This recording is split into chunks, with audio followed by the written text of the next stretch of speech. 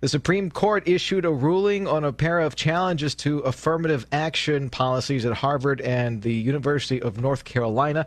Joining us on 710 KURV to talk about this and other things related to affirmative action is Neetu Arnold, who is a fellow at the National Association of Scholars. Her work has appeared in publications such as the Wall Street Journal, Newsweek, Real Clear Policy, and, in today's edition, the Daily Caller on universities using application essays to racially discriminate. So let's start off the conversation with a couple of definitions here. What is affirmative action?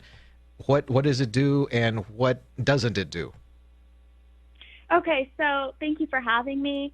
Affirmative action in the context of college admissions essentially considered race when deciding who and who shouldn't get into the university. And for a lot of people, that was pretty controversial. It seemed, we live in a country where we would hope we've gone past the time of racial discrimination, and yet this is what was happening. And that is what the Supreme Court found in the cases both against Harvard and the University of North Carolina. And they ruled yesterday that these universities cannot consider race when determining who they admit to the universities. What were some of the forces involved when colleges were trying to maintain this kind of diversal balance or ratio at their universities? Right. So for a lot of the universities, they were interested in diversity. Some people will say it's about righting historical wrongs. Affirmative action started in the 1960s through an executive order by Lyndon B. Johnson, and it slowly trickled into the universities. But over time, there's been pushback to affirmative action at colleges. And in fact, there are a couple of states that have banned affirmative action, Michigan and California being some of the states. Neetu Arnold is a fellow at the National Association of Scholars and a commentator for Young Voices, joining us on 710 KURV. We're talking about the Supreme Court and their opinion on affirmative action. Davis Rankin, your question. Go ahead. Let me approach it from the other side. Should college admission be exclusively based on standardized test scores, whether that's stuff you take in high school or some other exam that only the top scores get in regardless of who they are? I think because a lot of the purpose of college is to it's for higher education, that would make sense. But I don't think it should be limited to just test scores. There are other ways to evaluate applicants, but I think essays can be one way. But we want to be careful about the kind of prejudices it could introduce. In my article for the Daily Caller, for example, I learned I obtained some emails. It was a program, it was a recruitment program for high schoolers.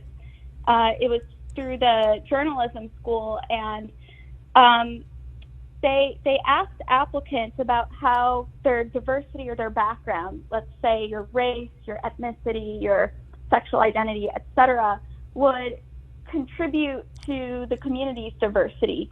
And again, through that essay, they were apparently looking for identity factors such as race and gender.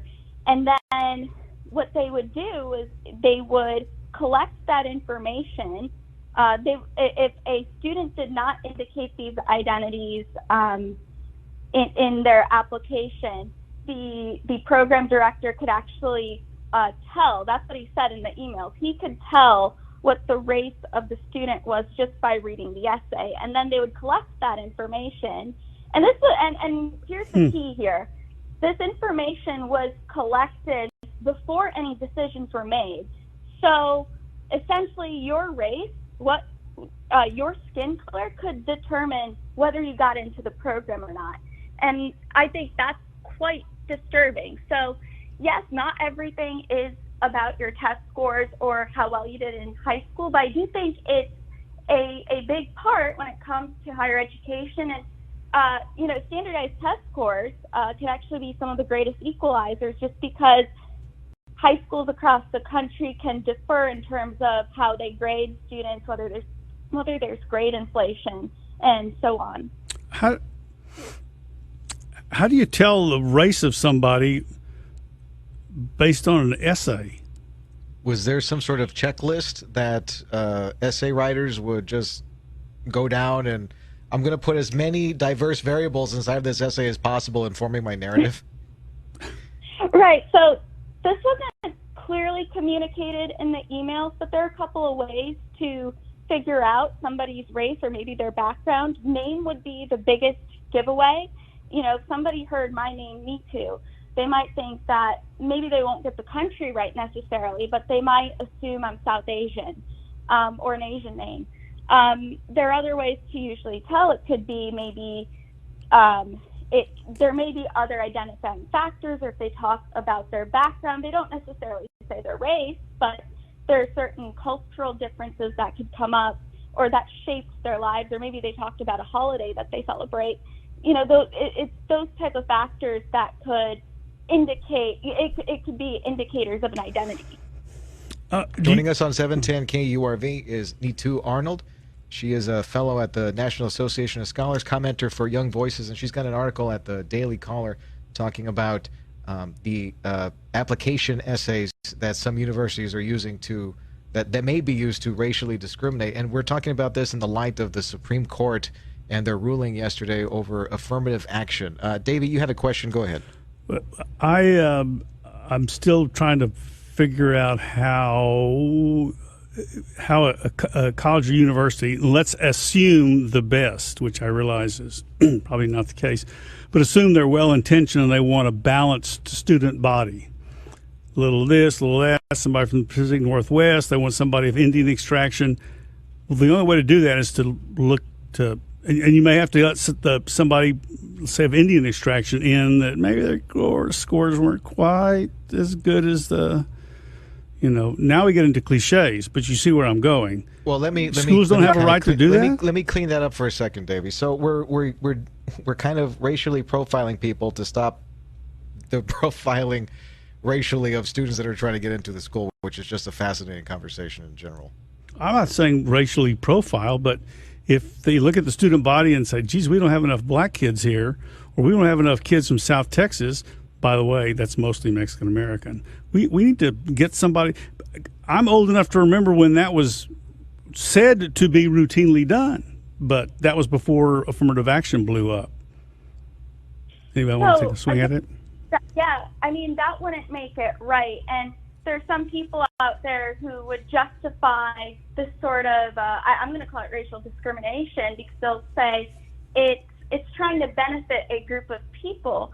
But the Civil Rights Act doesn't make any distinction between if the racial discrimination is good, it's harmful, or it's malicious. It just can't happen. If you oppose racial discrimination, then it should apply to all situations. So when the Supreme Court opinion came yesterday, how did you react to it personally? Yeah, personally, it was a very big deal. And I will say, when I saw the news come out in the morning, I was happy, but I was just I thought, okay, I'll just go about my day. It'll be a normal day. And then probably a couple of hours into the day, it started to hit me how big of a deal this was, how life-altering this could be. For my family, this was, affirmative action.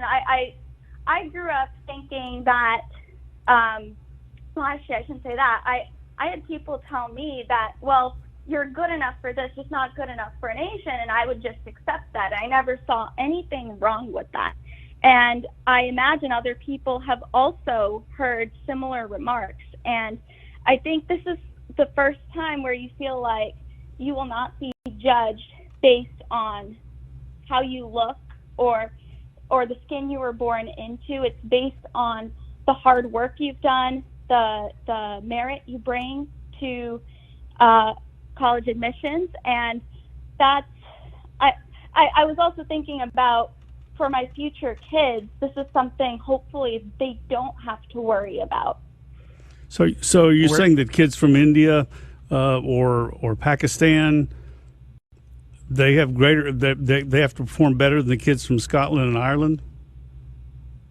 Well, okay, so I'm within thinking those of communities. I'm talking about in the communities. I think there's a culture. I'm assuming you're. I'm not sure what your question is exactly, but could you clarify it, please?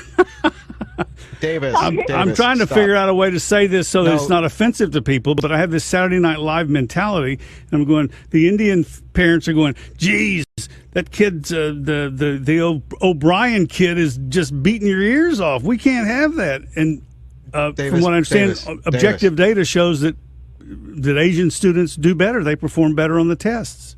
That's been a big sticking point in California. Davis, if I may. But, I want to ask our guest for more information on where we can find this article at the Daily Caller and more of her works. yeah, If our audience so chooses to She's good. look for more of her stuff. she's good. You can follow me at on Twitter at NEETU_Arnold.